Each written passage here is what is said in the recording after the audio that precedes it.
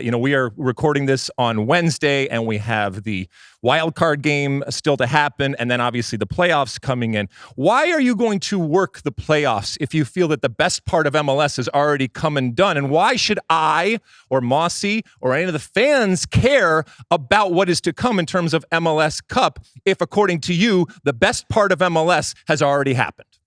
I didn't say the best part of MLS because the playoffs are very exciting. Now it becomes do or die, where the game determines, right, the end, who is the MLS Cup champion. And of course, we're going to watch the playoffs. The playoffs are the most exciting. I just think for me, the Supporter Shield shows who the best team is over the course of a season. I'm not arguing that MLS Cup doesn't matter. Of course it matters. It's a massive trophy. Just for me, as a soccer fan and purist, the Supporter Shield means more to me. You literally said, I quote, it's the best trophy. So if the best trophy has already been won, why do we even care about MLS Cup in terms of trophies? This is just a secondary type of thing, right?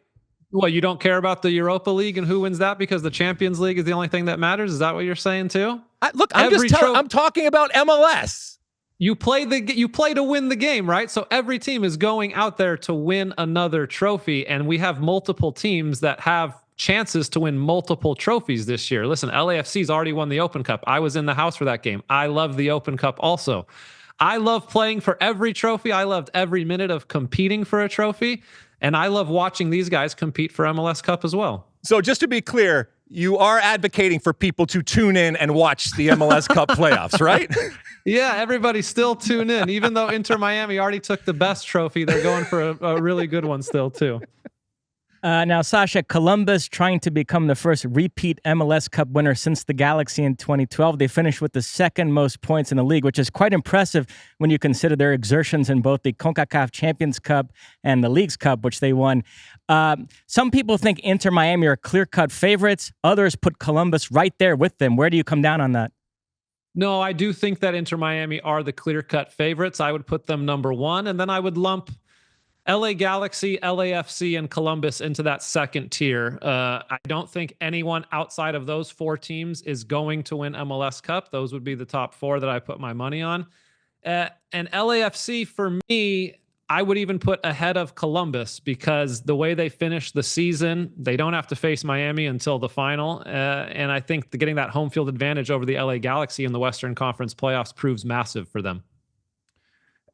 When it comes to Miami, they now have to face an Atlanta team that is certainly not the Atlanta teams of the past, but they got through their wild card game. Do you think that this upcoming game on Friday night, which evidently is a standalone game, and I know you will be working that, Miami hosting Atlanta, do you think that Atlanta has any chance to come in and be spoiler? Because we do know that it's not often that a team that wins the Supporter Shield then parlays it also into MLS Cup. Well, there's a few things here. Listen, we got to give some credit to Atlanta and Rob Valentino, the interim head coach, who has come in with what I think is not a great roster and kind of scrapped their way into the playoffs. And remember, they played Miami twice this season. They beat them once and they drew them at home. So they have momentum on their side. I would put them at about 1% chance to beat Miami. I just think that their luck is going to run out. And they are extremely overmatched against this Inter Miami team. But last season in the playoffs, we saw Kansas City, a wild card team, get into the first round against the first place St. Louis and pull the upset in 2 games. So crazier things have happened, but I don't expect anything except for domination from Inter Miami in round 1. So you're saying there's a chance? You mentioned the Galaxy. You obviously played for them under Greg Vanney. Your last season with them ended with a playoff loss to LAFC.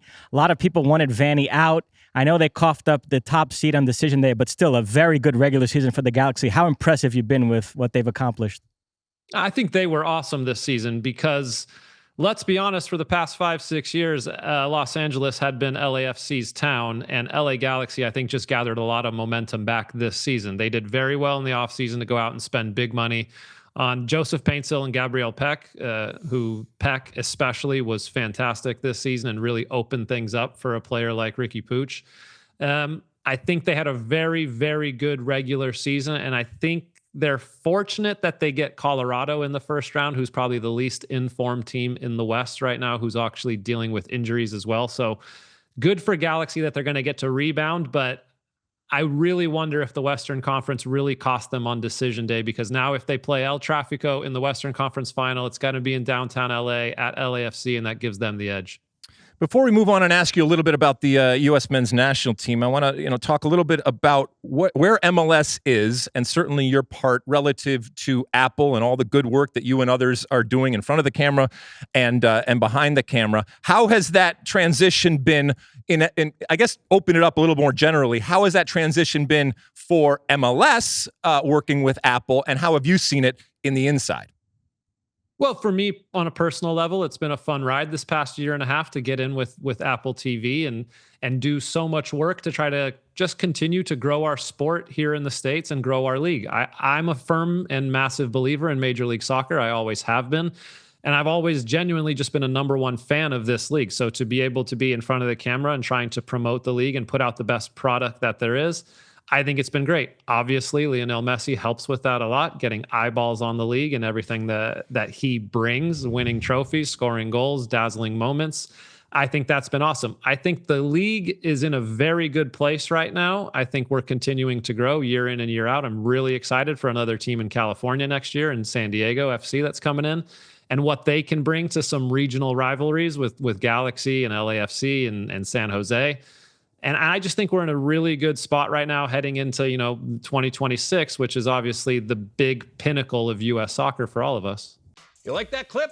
Well, my State of the Union podcast drops twice a week right here on my very own YouTube page. The only way to stay up to date is to hit that subscribe button down below. Size the day, and see you soon.